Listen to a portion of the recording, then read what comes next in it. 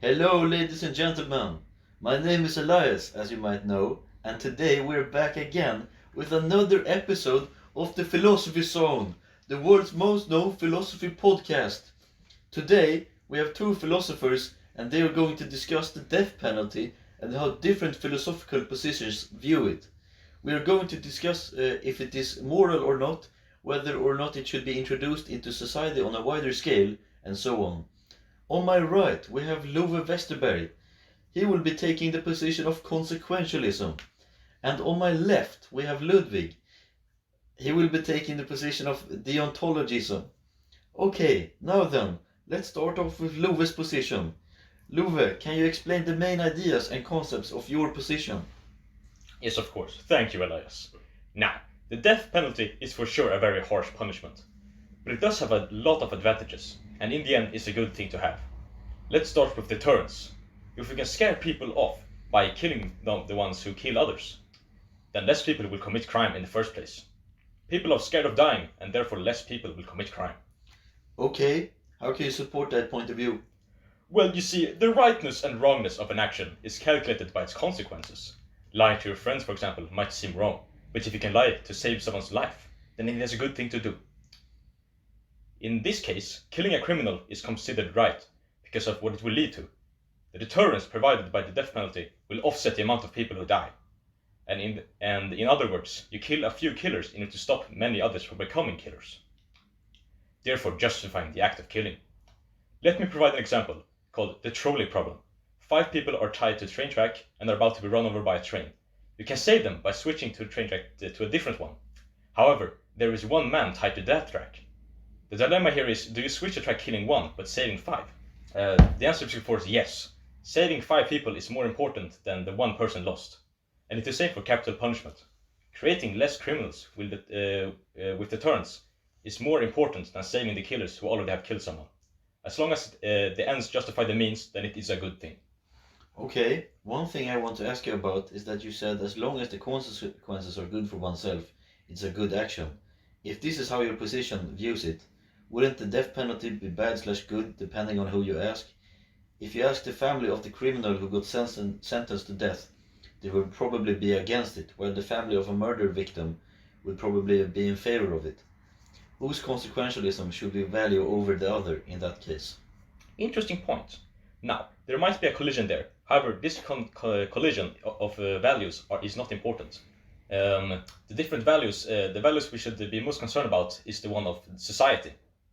And therefore, going back to my main point, the consequences of an action is what determines rightness or wrongness. And since killing criminals will cause a decrease in deaths, then it is justified. Okay, now we have heard from Love how consequentialism works.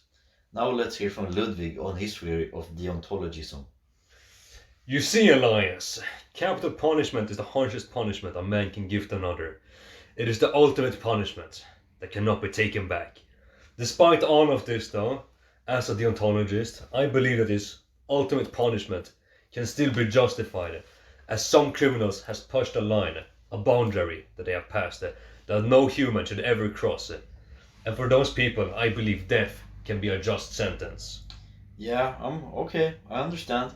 What kind of support can you provide for that line of thought? For deontologists, an action doesn't become just by measuring it against its consequences or the effect it will have on a community, but by the reason it was committed. For example, an army soldier bombs a village because he believes it's a hideout for terrorists. If he genuinely believes that he'll save thousands of lives by doing that, he can't be considered evil, even though after bombing this village leads to terrible consequences that are disastrous, and maybe there weren't even any terrorists hiding in that village, but that's completely irrelevant to a deontologist. We take deontologism, it's the thought that counts, their core principle, and applying to the death sentence, we get the following results. If all the judges and society in general genuinely believes that the world will be better without this person, and that they can't change or provide anything useful to society, then capital punishment can be justified. This is since an action becomes only right/morally correct depending on society's view on it. Okay, but with the view that it's the thought that counts, you could justify absolutely anything. One example could be that the ones who killed the Jews in Auschwitz might have genuinely believed that they were saving and guaranteeing the future of the German people by doing what they did. Are they clear, or are they in the clear from a deontologist point of view?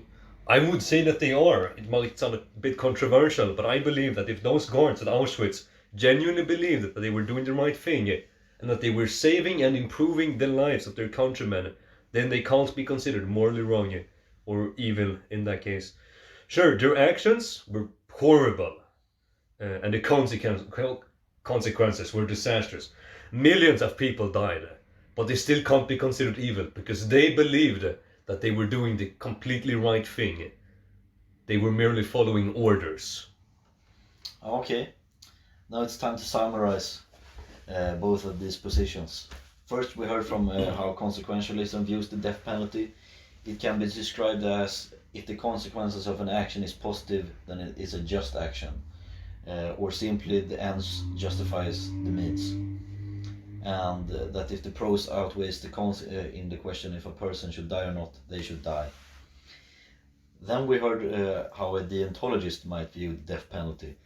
It can be summarized into the position that it's the thought that counts, or that intention, or that the intention behind an action is more important than the action itself. Therefore, no matter how terrible an action was, it shouldn't be punishable if it was done with genuinely good intentions, and that the death penalty is applicable on people that commit very bad actions with malicious intent behind them. Thank you for today. That was all from the Philosophy Zone. Thank you for having me. Thank you, Elias.